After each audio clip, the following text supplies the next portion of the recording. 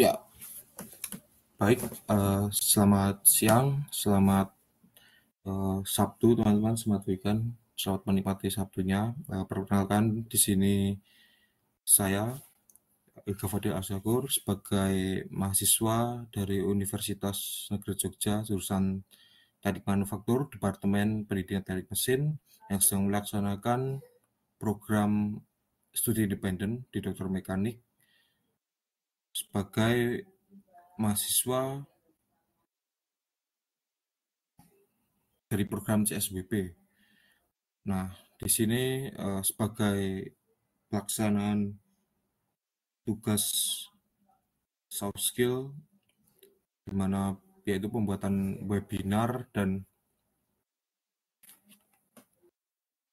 pembuatan webinar dan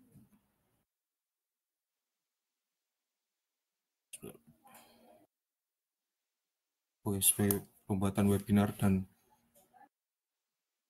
eh, pemateri di sini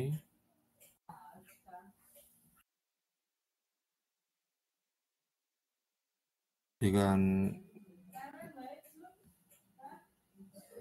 judul webinar menemukan kembali seni fotografi analog di era digital. Oke, langsung saja slide ke materi pertama. Apa itu fotografi analog?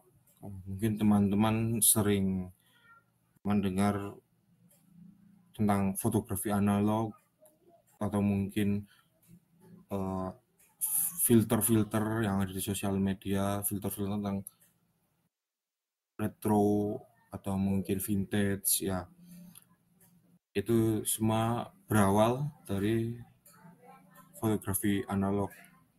Ini penjelasan singkatnya, yaitu fotografi analog adalah metode pengambilan gambar menggunakan film.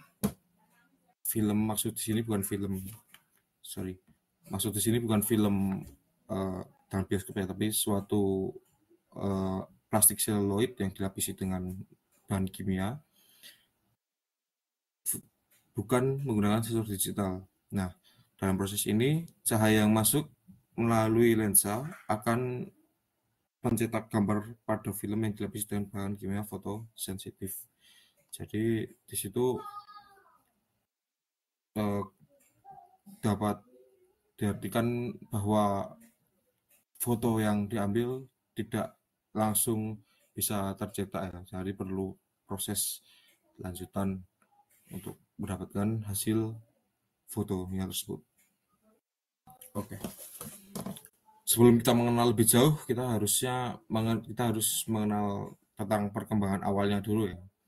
Yang pertama itu dari Alhazen atau Ibnu Al-Haytham. Dia menggambarkan prinsip dasar kamera obscura pada karya Book of Optics, di mana uh, dia menjelaskan bagaimana cahaya memasuki lubang kecil dan menciptakan gambar terbalik.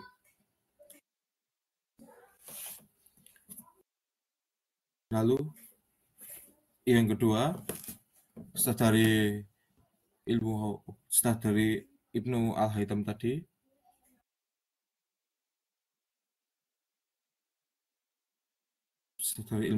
tadi,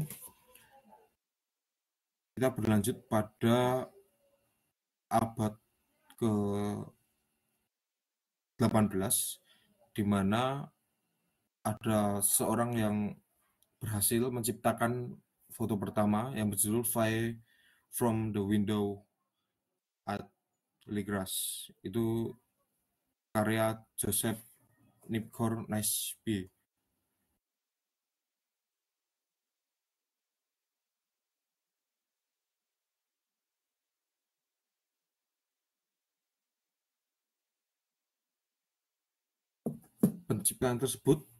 Penciptanya disebut sebagai helograph atau berarti gambar matahari. Nah, untuk medianya sendiri itu berjenis logam, menggunakan jenis plat logam yang bernama pewter, yaitu dengan campuran timah putih dan timah hitam.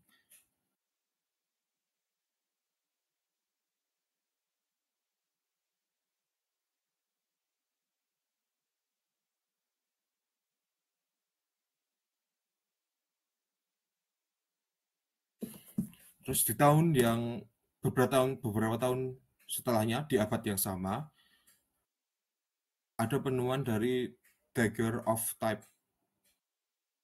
eh, yang bernama lengkapnya yaitu Louis Daguerre menciptakan proses Daguerre of type yang merupakan bentuk awal dari fotografi. Ini melibatkan antara paparan cahaya pada plat perak yang dilapisi dengan bahan kimia. Nah, sedikit fun fact, pada Night ini dia pada satu waktu loh. Jadi Louis Daguerre dan Joseph Netscore itu orang yang hidup pada zaman yang sama di tempat yang sama yaitu di Perancis, dan Daguerre ini seorang pengusaha yang terobsesi dengan seni cetak waktu itu, seni cetak dan seni makan dan seni fotografi. Nah, sehingga Daguerre meminta Nepsche untuk mengembangkan eh, teknik pengambilan gambarnya tersebut gitu, melalui obscura kamera. Nah, akhirnya setelah dilakukan coba, akhirnya Louis Daguerre itu punya teknik tersendiri dalam mengembangkan film kamera dan dikomersialkan gitu. Yang kedua itu Calotype pada 1841. William Henry Fox Talbot mengembangkan Calotype yang menggunakan kertas berlapis ioda perak. Ini memungkinkan pembuatan negatif yang bisa digunakan untuk mencetak banyak salinan. Nah, eh, jadi tiga orang ini, ya tiga orang ini dari satu waktu yang sama,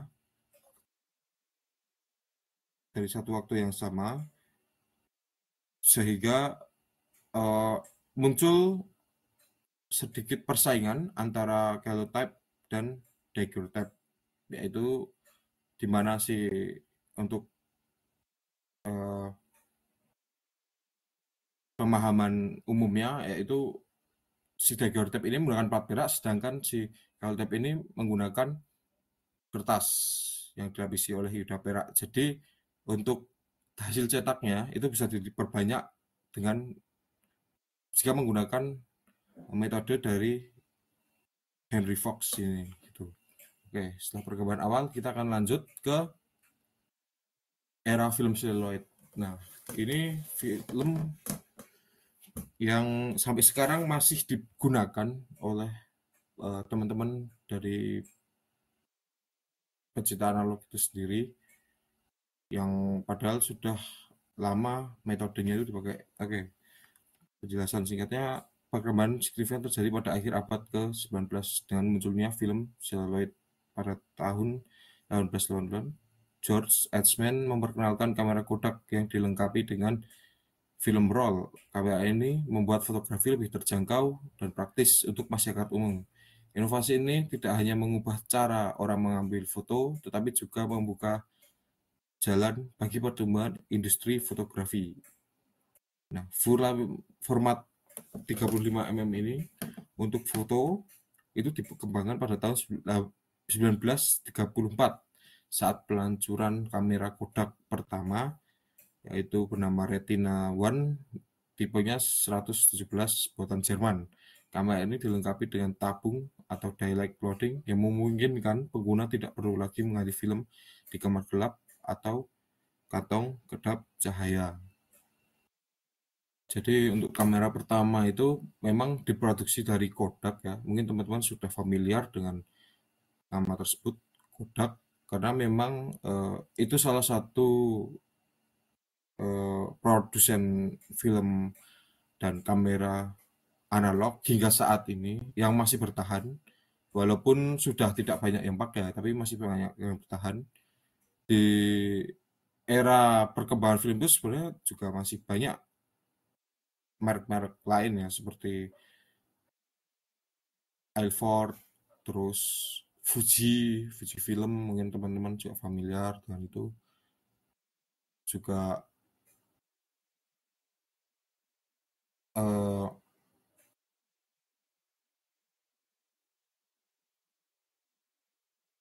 Rene.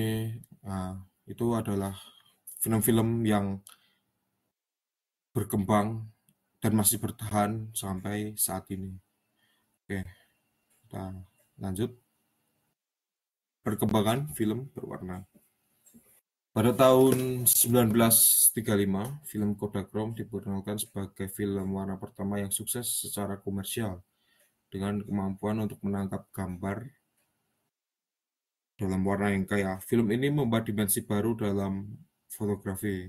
Dalam dekade berikutnya, film negatif menjadi semakin populer dan menawarkan kemudahan dan toleransi terhadap kesalahan exposure. Jadi, dalam perkembangannya, memang kamera black and white, sorry, film black and white itu sangat mendominasi ya pada tahun tahun sebelum 1935 gitu. Jadi para fotografer analog pada zaman dulu itu fotonya sangat hitam putih gitu. Dan juga pada perkembangan saat itu memang kamera analog dalam kamera analog dan film berwarna itu memang kurang diminati gitu loh, karena tidak banyak kemudahan yang dan akses yang bisa digunakan untuk mengembangkan filmnya gitu loh. Jadi kenapa kalau teman-teman bertanya kenapa kok setiap dokumentasi sejarah atau mungkin setiap eh, foto-foto orang zaman dulu, kenapa kok itu pasti hitam putih terus gitu loh. Ya sebenarnya memang sudah ada film berwarnanya, tapi untuk pengembangannya itu masih sulit dan mungkin belum bisa dijangkau oleh banyak orang atau banyak pihak gitu. Jadi dokumentasi perang itu akan diabadikan dengan film black and white. Oke, lanjut. Dominasi digital dan kejatuhan film. Pada abad ke-21, dunia fotografi mengalami perubahan besar yang tak terelakkan. Pergeseran dari film analog ke digital dan fotografi yang dulunya membutuhkan keterampilan teknis, proses manual yang panjang, dan kesabaran, kini bisa dilakukan dalam hitungan detik dengan teknologi digital. Transisi ini meskipun membawa kemudahan dan efisiensi, itu juga menandai kejatuhan film yang selama bertahun-tahun menjadi medium utama bagi para fotografer. Jadi ketika perkembangan film digital pertama, itu masih banyak yang meragukan gitu loh, apakah dengan kamera digital ini segala keteknisan yang dipunyai oleh seorang yang walaupun amatir, walaupun profesional itu akankah tetap berbeda gitu atau sama semua itu. Tapi seiring berjalannya waktu analog itu ditinggalkan gitu karena memang tidak ada kepraktisan lagi gitu loh. Kita harus mendevelop dan kita harus bersabar dalam mendevelopnya sehingga orang-orang mulai berpikir dan beralih menggunakan digital. Dan di era ini juga kamera film juga semakin berhenti produksi gitu. Banyak merek-merek dagang yang tutup dan itu membuat kamera analog tuh semakin langka dalam peredarannya sehingga sulit untuk menemukan uh, kamera analog yang masih bagus gitu-gitu. Dan untuk kendalanya sekarang dari kejatuhan film ini ya kita bisa lihat teman-teman yang mungkin penasaran gitu, cek-cek harga di film, cek-cek harga kamera itu akan lebih mahal daripada dulu gitu loh. Selain memang dampak inflasi tapi juga era digital dan kejatuhan film ini mempengaruhi harga di pasaran.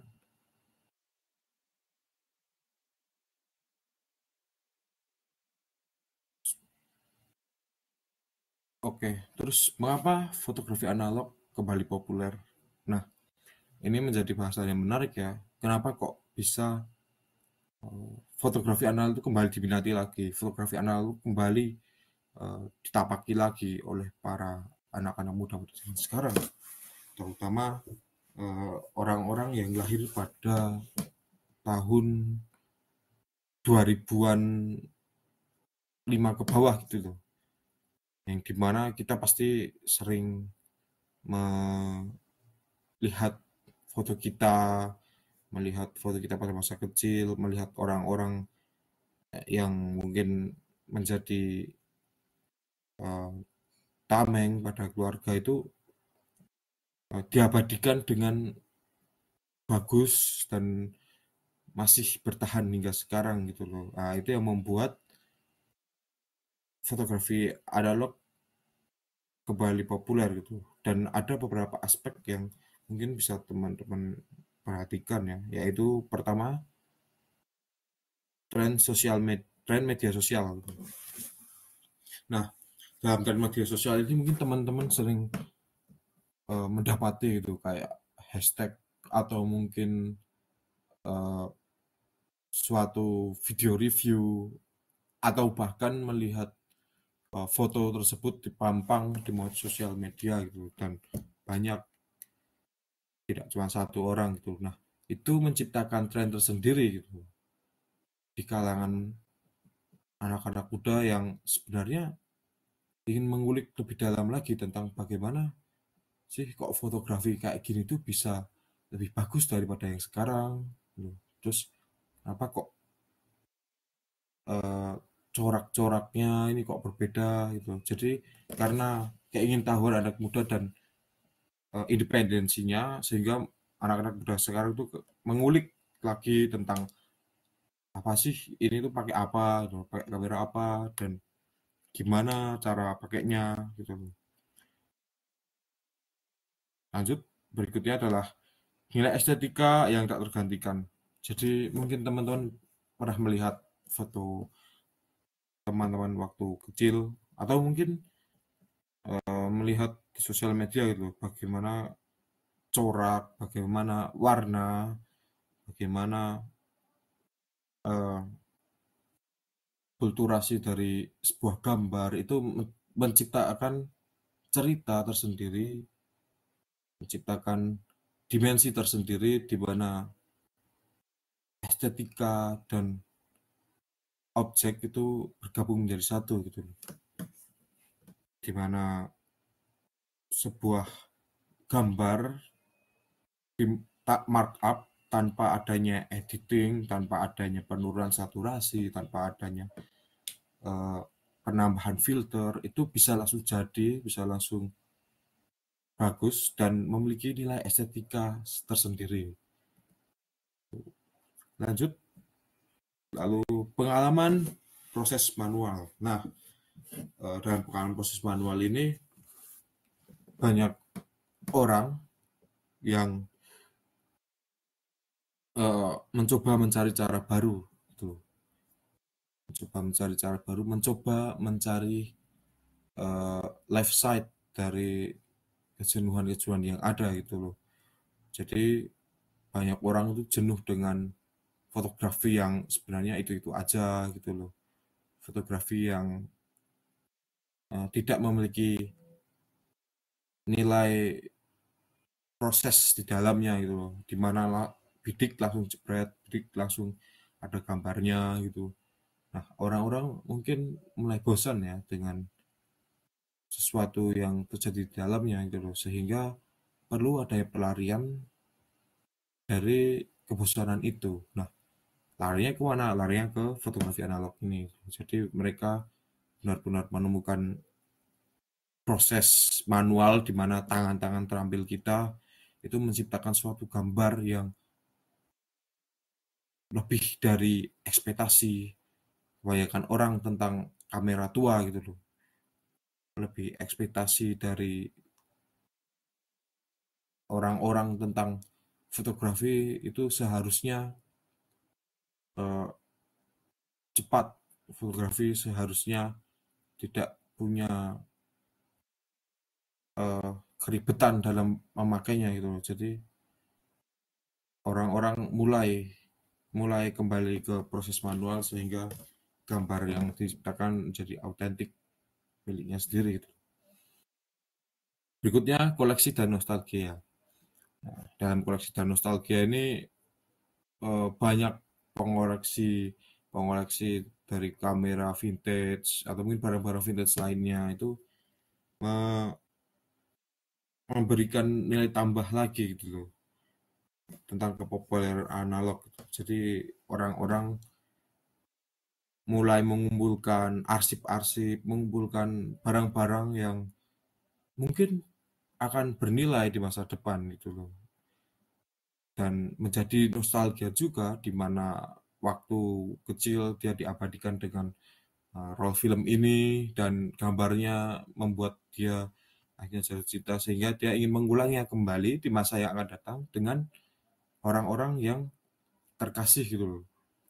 Mungkin dengan pasangannya, mungkin dengan anaknya, sehingga dia akan mengabadikan momen yang sama, mengabadikan dengan device yang sama, dengan kamera, dengan roll yang sama, dengan momen yang berbeda, dengan orang yang berbeda, tapi dengan eh,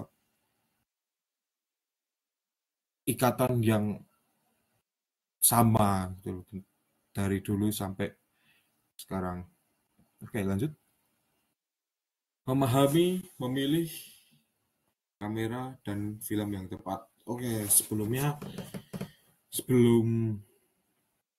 lanjut kita akan memahami itu ya dan mengetahui dulu jenis-jenis kamera analog. Nah, jadi pertama ada SLR yaitu single lens reflex, yaitu kamera yang memiliki satu cermin untuk memantulkan gambar aslinya sehingga gambar tersebut dapat diabadikan sama dengan objek. Jadi objeknya akan sama. Misalnya teman-teman mau memotret suatu gambar danau, ya itu nanti yang masuk di penglihatan teman-teman adalah danau dengan dimensi tertentu sesuai dengan apa yang kalian perlu. Jadi single lens reflex ini sangat bagus untuk teman-teman yang ingin mendalami kamera analog lebih jauh gitu. Yang kedua adalah medium format. Nah, medium format ini kamera yang dikhususkan untuk profesional dan dikhususkan untuk teman-teman yang ingin mendalami seni fotografi analog itu sendiri gitu. Jadi dengan medium format itu akan menciptakan dimensi ruang gambar yang lebih besar sehingga hasil cetaknya itu lebih detail lagi gitu loh. Berbeda dengan SLR, medium format ini pakai ukuran film 70 mili sehingga itu menciptakan bidang yang besar dalam pengambilan gambar sehingga pada saat teman-teman memotret itu bisa dicetak dengan resolusi hampir 1000 MB gitu dan tidak ada minus sama sekali. Yang kedua rangefinder. Nah, rangefinder ini sebenarnya sama dengan SLR, cuman bedanya dia eh, penglihatan di objeknya itu berbeda. Jadi kalau SLR itu apa yang kita lihat di objek itu yang akan kita lihat apa yang kita lihat di objek itu apa yang apa yang kita lihat pada suatu bidang objek itu akan terlihat juga di mata kita loh. Sedangkan untuk rangefinder ini berbeda itu. Dia ada sedikit pergeseran di eh,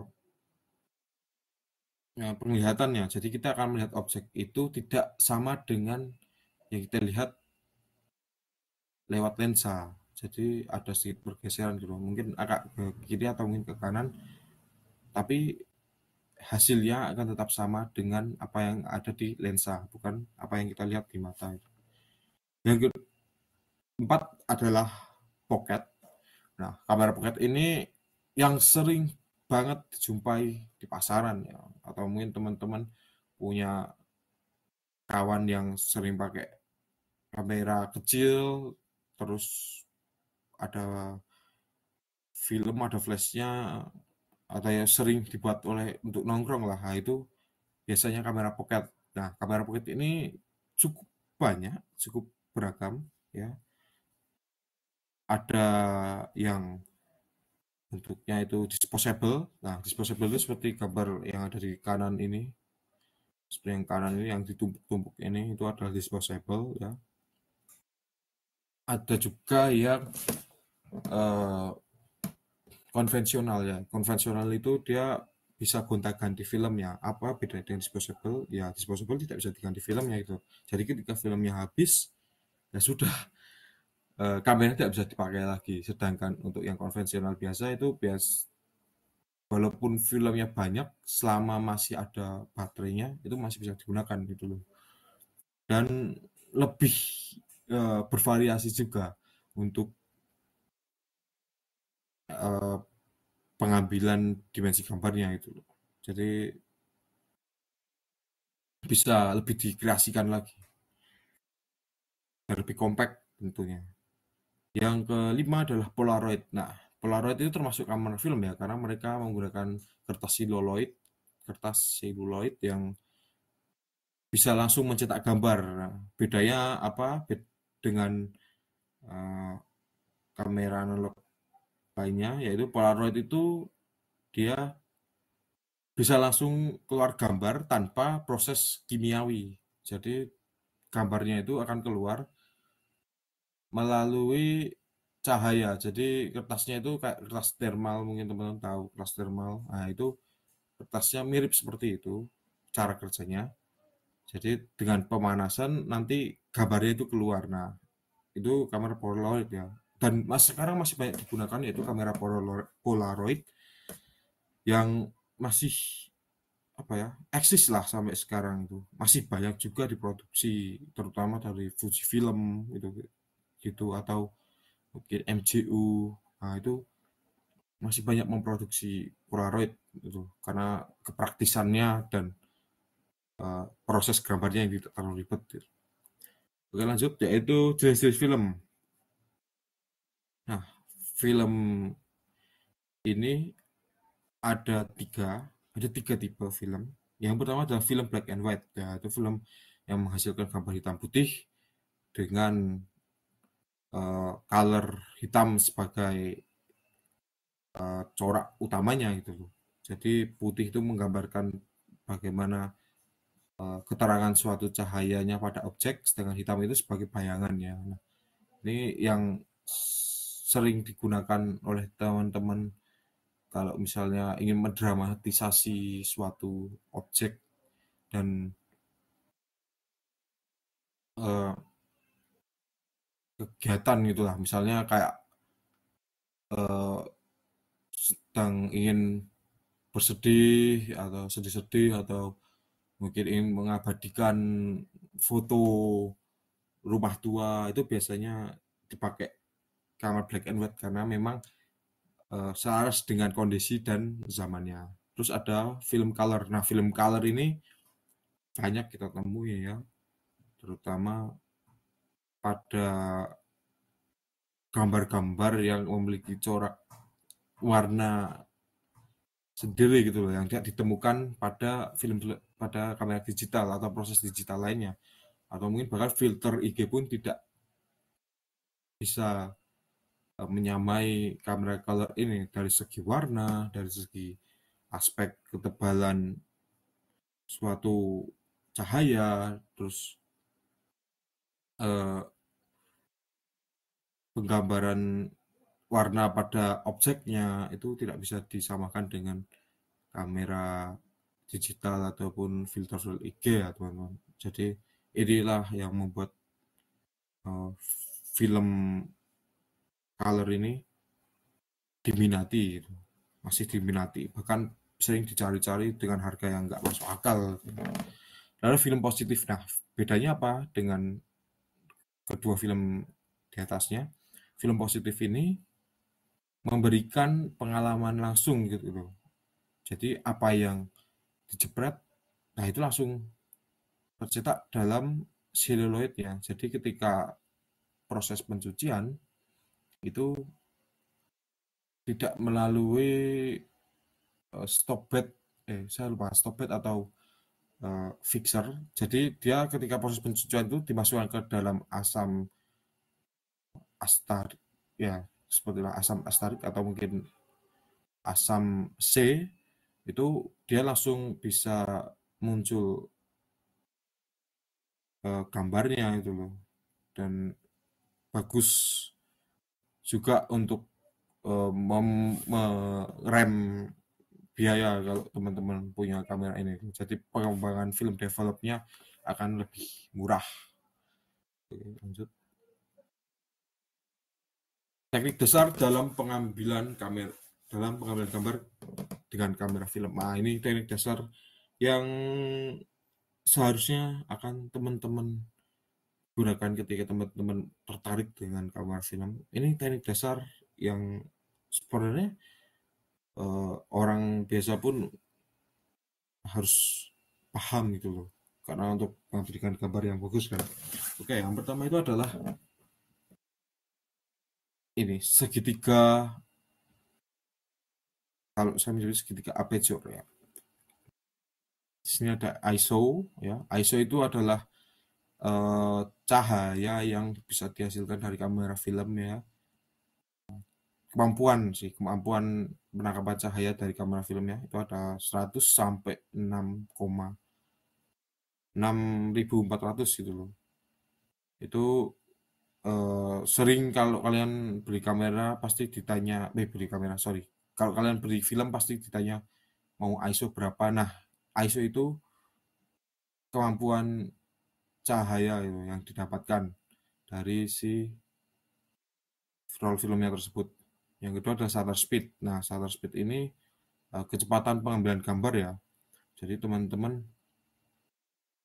uh, harus juga ketika ingin memulai melakukan fotografi juga memperhatikan shutter speednya. Kalau misalnya terlalu cepat dalam ISO 100 itu bagaimana, atau mungkin nanti terlalu lambat pada ISO 800 itu bagaimana, teman-teman harus tahu tekniknya. Jadi semisal kita pakai ISO 100, nah shutter speednya nanti kita turunin. Jadi misalnya kita pakai 1:8 atau 1:4 untuk hasil dan detail gambar yang lebih baik gitu loh. Yang kedua aperture. Nah, aperture ini ada pada lensa ya. Jadi ISO ini ada pada roll film, shutter speed ini pada kemampuan kamera, aperture ini pada lensa. Nah, aperture ini adalah bukaan dari lensa tersebut gitu loh. Jadi ketika kita memotret itu kita mau gambar yang seperti apa, mau corak yang seperti apa, itu kita bisa atur dari aperture ini. Misalnya kita mau bokeh ya kita pasti pakai aperture yang lebih kecil karena kemampuan jarak antara objek dan belakang objek itu semakin kecil kan, jadi tangkapannya ke objek semakin besar. Nah, terus kalau kita pengen nggak foto landscape atau mungkin foto-foto yang pakai bidang yang lebih luas, tapi dengan dengan uh, ketajaman dan tanpa gangguan dari objek di depan gitu, nah kita pakai yang lebih besar, f22 ini itu. Jadi bisa mendapatkan gambar yang lebih banyak tanpa terganggu dengan objek-objek depannya. Jadi bisa digunakan dalam landscape atau mungkin teman-teman mau foto gedung, mau foto topologi, ya itu pakai f22. Nah, gimana cara pakainya gitu? Seperti yang disinggung tadi, ISO dan shutter speed, dan sekarang ditambah aperture. Jadi semisal teman-teman membeli roll film dengan ISO 400 misalnya. Nah, untuk shutter speed-nya berarti kita bisa main di 1:30 atau 1:60 gitu loh. Nah, jadi dari 400 ini shutter speed gambarnya kita atur ke 30 atau 1:60 untuk menghasilkan gambar yang tidak overexposure gitu loh. Atau jangan ketika teman-teman pakai ISO 400 tapi speednya 1 ya, 1 detik pada kondisi cuaca yang panas ya, panas banget gitu, cerah. Nah, itu nanti akan overexposure. Nah, ditambah lagi dengan aperture. Jadi ketika teman-teman punya ISO 400, kita pakai shutter speed-nya 1:60. Nah, untuk aperture-nya ini bisa teman-teman atur di 5,6 ya. Jadi 5,6 ini dia tidak terlalu bokeh, memang tidak terlalu bokeh, tapi untuk pengambilan gambarnya itu akan lebih jelas gitu. Antara objek dan latar itu akan lebih uh, menarik untuk dilihat daripada kita pakai yang 11 atau mungkin 2,8 gitu loh untuk ISO 400 ini sendiri. Atau misalnya teman-teman pakai ISO rendah lah, ISO 100 atau mungkin ISO 50. Nah, teman-teman bisa pakai shutter speed yang 1,4 atau mungkin 1,2 gitu dengan aperture f4 dengan kondisi yang cerah ya. Dan kondisi yang sama ya, jadi kita ibaratkan kondisinya cerah gitu, teman-teman bisa pakai ISO 100 dengan kombinasi shutter speed 1/4 dengan f4 gitu. Jadi dia tidak under exposure. Nah, dalam kamera analog ini sendiri sebenarnya yang jadi masalah bukan over exposure-nya tapi under exposure-nya. Jadi dengan under exposure itu pengolahan gambar akan lebih rumit gitu, akan lebih sulit untuk di editing lagi kalau mau di editing ya, tapi kalau tidak mau ya akan lebih kurang menarik lah untuk dilihat gitu, dan warnanya juga tidak muncul pada ISO 100 ini. Selanjutnya adalah golden ratio. Nah, ini sebenarnya sangat dasar sekali ya golden ratio ini, apalagi dengan uh, kamera yang sekarang itu kamera digital pasti punya golden ratio. Nah, untuk kamera analog sendiri kan memang kita harus manual ya, yaitu manualism.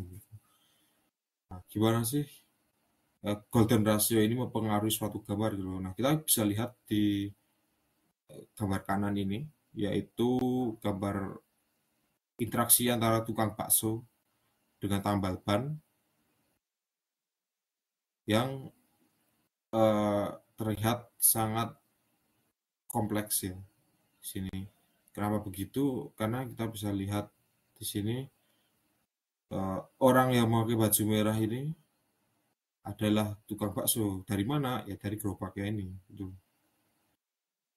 Jadi golden ratio ini bisa menjelaskan apa sih yang kalian tangkap gitu loh. Apa sih yang kalian potret? Apa sih yang kalian mau sampaikan ke audiens kalian atau follower kalian gitu. Jadi dengan golden ratio ini eh, memang diharapkan audiens itu tahu gitu, tentang oh orang itu mau gambar apa toh, mau motret apa toh, oh orang itu mau eh, menggunakan kamera ini dengan apa, gambar ya seperti apa toh, maksudnya dengan genre yang apa toh, atau apakah mau dengan interaksi sosialnya atau mungkin eh, ke keindividualan orang, ya lalu lalang, atau mungkin pekerjaan suatu pekerjaan dan kegiatan orang-orang yang ada di foto tersebut gitu. Jadi golden ratio ini bisa menjelaskan hubungan antara objek dan lingkungan sekitarnya itu. Nah, kita lihat di sini ya objeknya seorang tukang bakso yang ada di tengah yang terpotong garis ini. Nah, kita tahu dari mana, dari tukang bakso ya karena dari ada gerobak baksonya gitu kan. Dia sedang ngapain? Oh, dia sedang berinteraksi dengan orang di kanannya, yaitu seorang tambal ban gitu. Jadi pesannya bisa tersampaikan kan gitu. Jadi orang tidak sulit untuk menelaah apa sih foto yang kalian hasilkan gitu. Jadi dengan koordinasi ini bisa lebih membantu orang awam dalam dalam mengerti apa yang kalian dapat gitu, yang kalian potret gitu. Oke, setelah yang dasar kita akan lanjut ke langkah memulai fotografi analog sebagai hobi dulu. Wah, ini eh, yang sebenarnya orang-orang takutkan itu gimana kalau saya pengen cuman hobi gitu loh, tapi nanti ada kendala A, B, C, D. Saya pengen hobi ke meneruskan hobi atau meluruskan hobi saya itu ke analog, tapi saya takutnya gini-gini. Nah, ini adalah langkah yang seharusnya bisa teman-teman pakai ketika teman-teman mau terjun ke fotografi analog sendiri gitu. Yang pertama itu memulai dengan kamera bekas atau murah. Nah, ini sangat apa ya? Sangat bagus banget untuk teman-teman yang pengen sekali itu, pengen coba itu. Sebenarnya nggak usah beli dulu gitu loh. Mungkin teman-teman bisa pinjam ke teman atau mungkin mencari kamera-kamera lama di gudang. Tuh, pasti biasa di gudang lah. Apalagi teman-teman yang masa kecilnya itu banyak fotonya itu. Kayak fotonya kecilnya mungkin waktu bayi itu ada fotonya. Itu pasti dari orang tua kalian atau mungkin keluarga kalian itu pasti punya kamera analog. Nah, itu bisa kalian manfaatin loh. Mungkin dicari dulu atau pinjam dulu. Ketika eh, mungkin kalian tidak mendapatkan, ya alternatifnya adalah belilah pasti. Nah, kita beli kamera yang kayak gimana? Atau mungkin kita harus menentukan kamera itu yang seperti apa untuk awalan kita gitu, untuk seorang yang beginner gitu loh. Nah, itu mungkin kalian bisa mulai dari kamera pocket karena memang sangat simpel banget ya. Kamera pocket itu tinggal diisi roll, diisi baterai, lalu tinggal jepret gitu kan. Terus nanti ketika sudah filmnya sudah habis, nanti tinggal dicetak terus keluar gambarnya itu. Jadi tidak melalui proses yang rumit, harus muter-muter lensa lah atau gimana lah. Nah, untuk kamera pocket sendiri, kalau kalian mau beli, itu ada beberapa saran dari saya, yaitu untuk belilah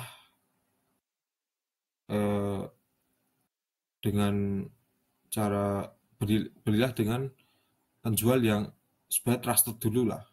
Jadi ketika kalian mau beli itu dicek dulu penjualnya nih, apakah dia pernah bintang satu atau melakukan kesalahan gitu. Mungkin ketika packing kameranya dibanting atau gimana.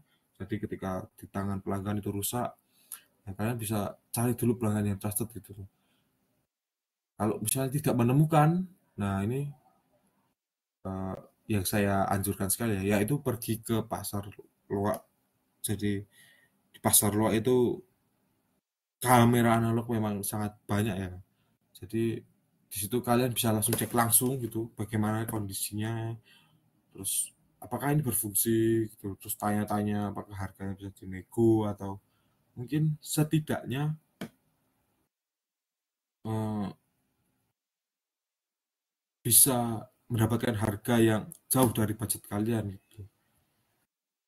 Nah, untuk pengecekannya sendiri, kalau dari pengalaman saya, untuk mengecek kamera analog, apalagi pocket itu, pertama cek bagian bodinya. Nah, bodinya itu biasanya itu ada apa, cuil-cuilan atau rompel pada bagian body, misalnya pada bagian casing, pada bagian case atau mungkin bagian lensa. Nah, itu dicek benar-benar ya teman-teman. Sehingga ketika membeli itu tidak getun sampai rumah itu, tidak. menyesal. Nah, yang kedua itu gear. Nah, gear itu pada bagian mana?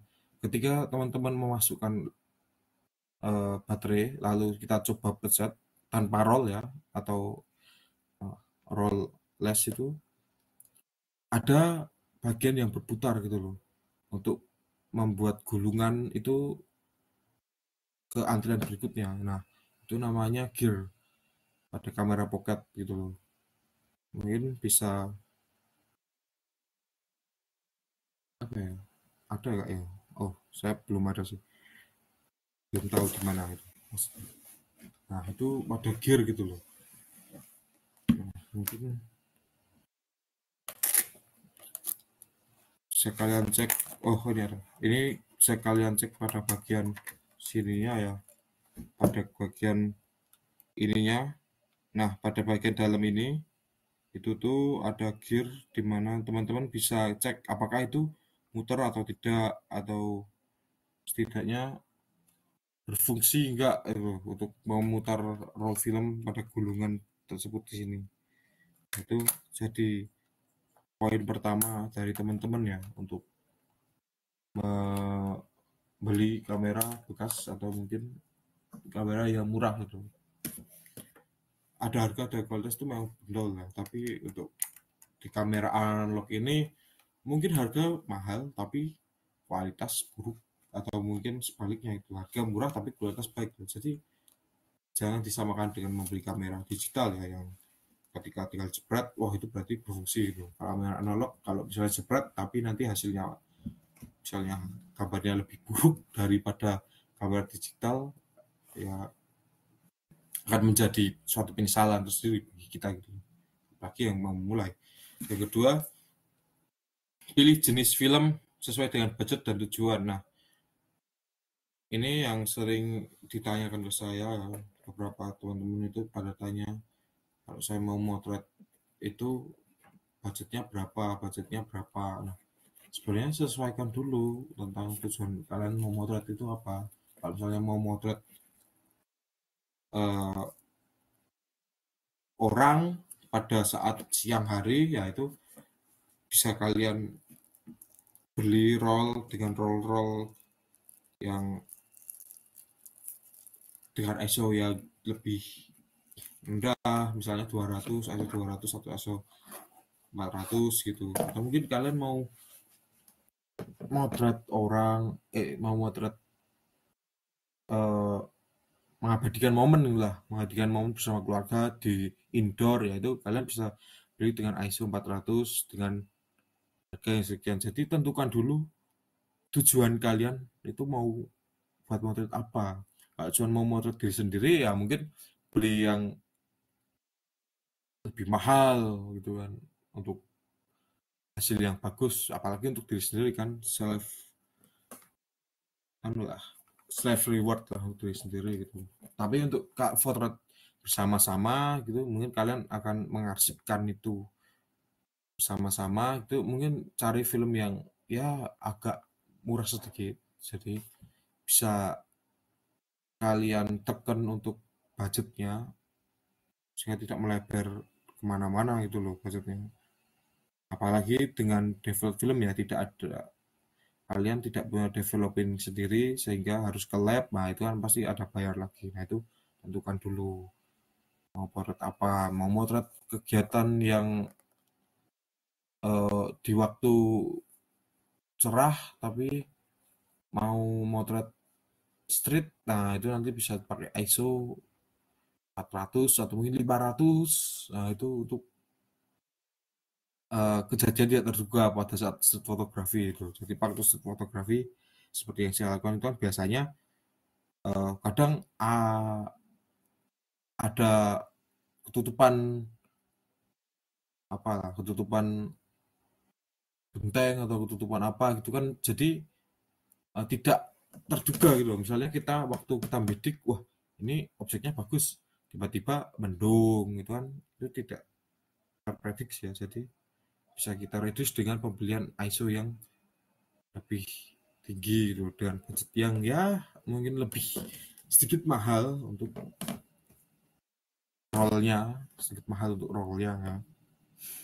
Oke, yang ketiga adalah bergabung dengan komunitas. Jadi untuk teman-teman itu coba untuk cari-cari informasi itu tidak hanya melalui internet ya, karena memang untuk analogis sedikit sekali gitu. Coba gabung dengan komunitas analog terdekat dari teman-teman gitu.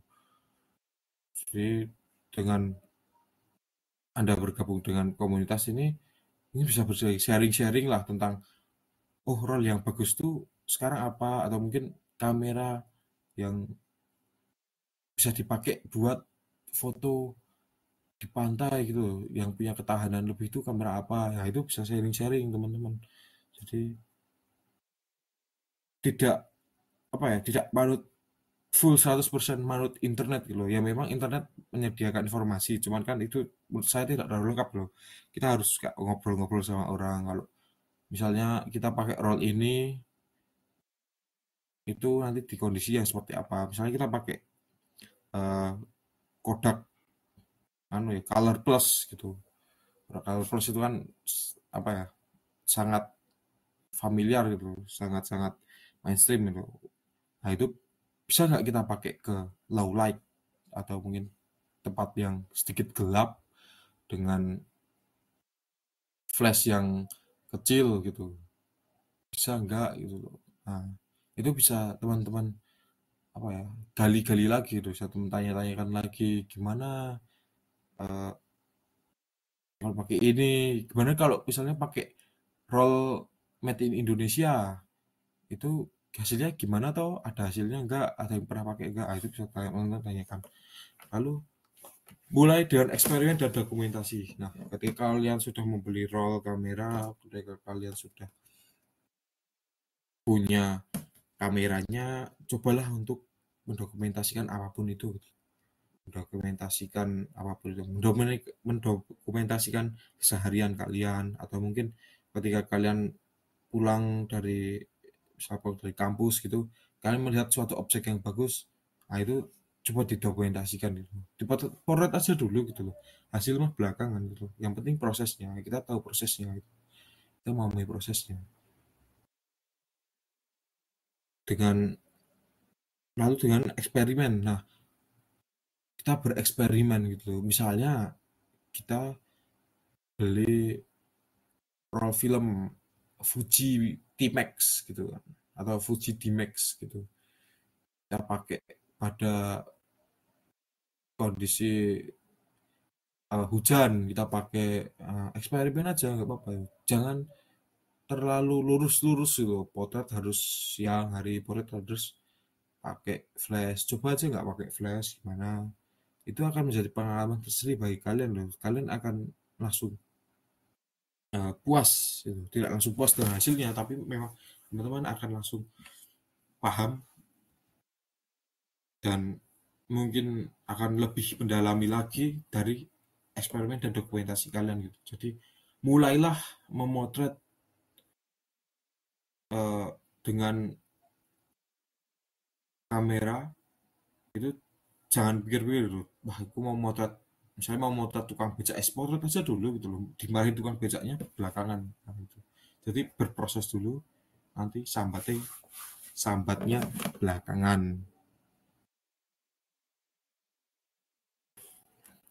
Terus ada peluang karir dalam fotografi analog. Nah ini ada peluang karir ya, yang bisa teman-teman kalau sudah mendalami fotografi analog gitu loh. Yang pertama, seni rupa dan galeri. Nah itu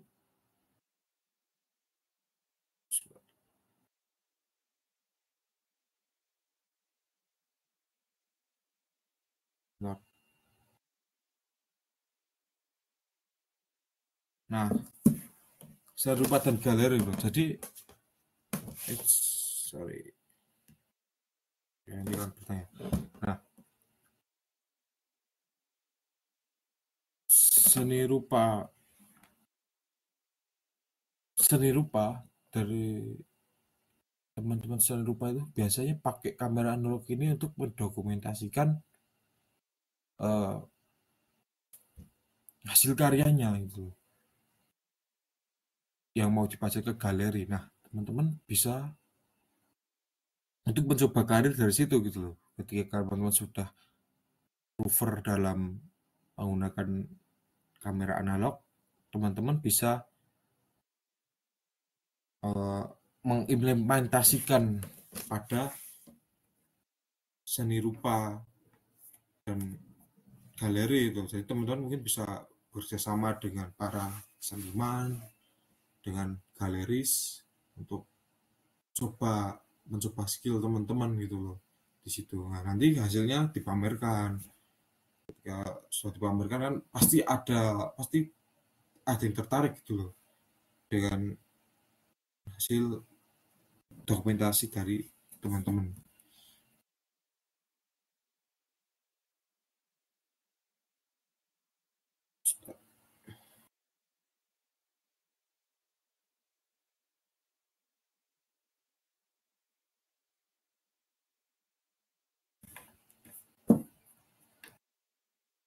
Nah,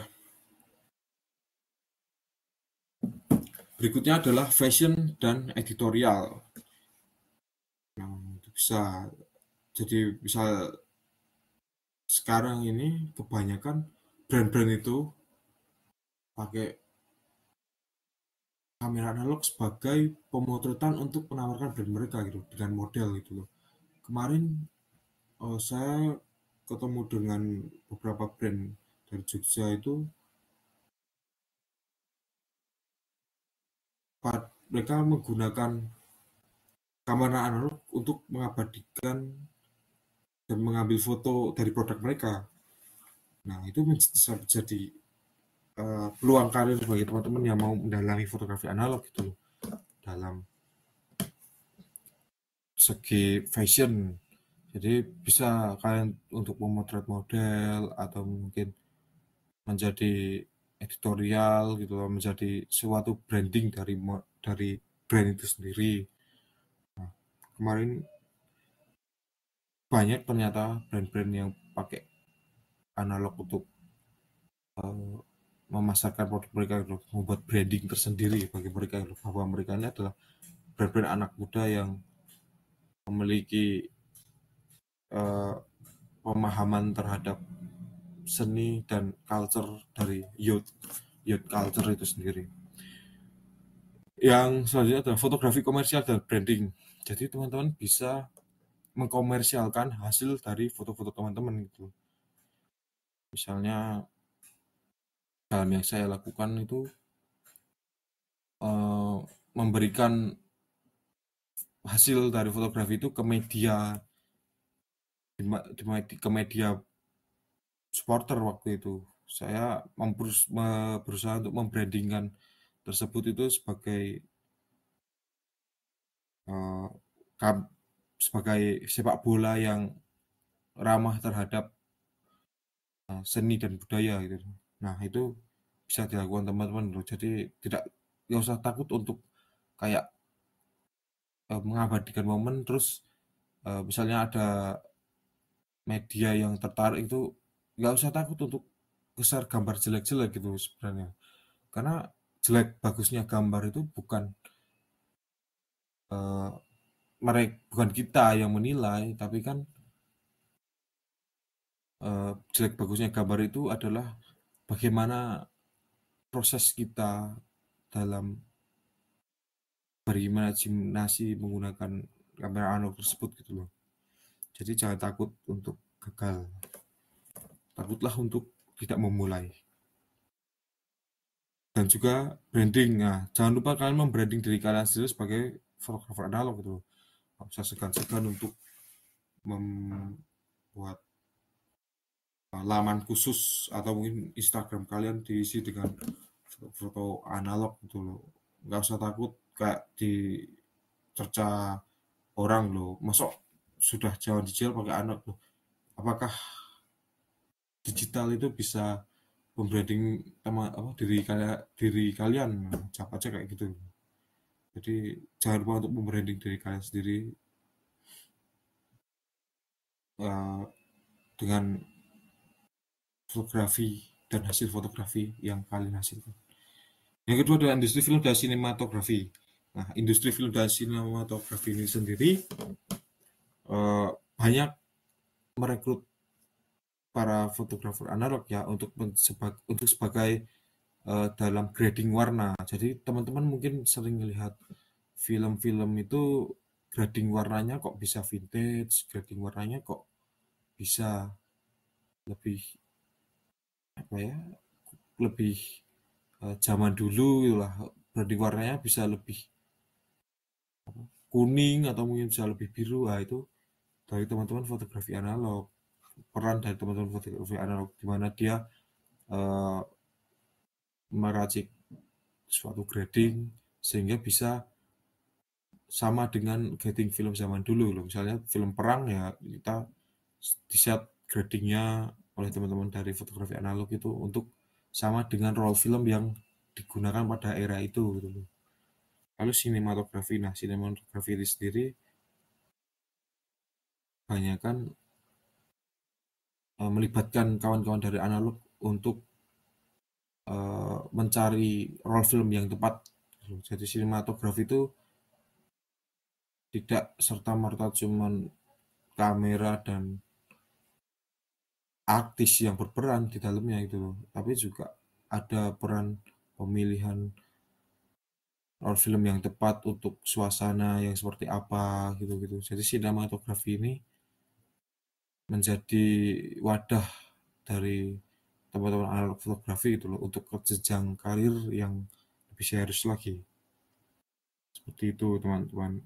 Ya, dari peluang karir ini mungkin teman-teman bisa mendalami ya, walaupun ya sedikit demi sedikit lah, karena konsistensi itu memang perlu gitu loh. Apalagi dalam seni fotografi analog, bukan cuman hasil yang kita utamakan, tapi juga proses dan bagaimana kita menjadikan fotografi analog itu sebagai tempat cerita kita. Oke, lanjut. Terima kasih. Ya, apakah ada yang mau bertanya atau mungkin mau bertanya tentang Sariskal ataupun yang lainnya? Oh ya, teman-teman, setelah webinar ini saya akhiri, mungkin teman-teman bisa langsung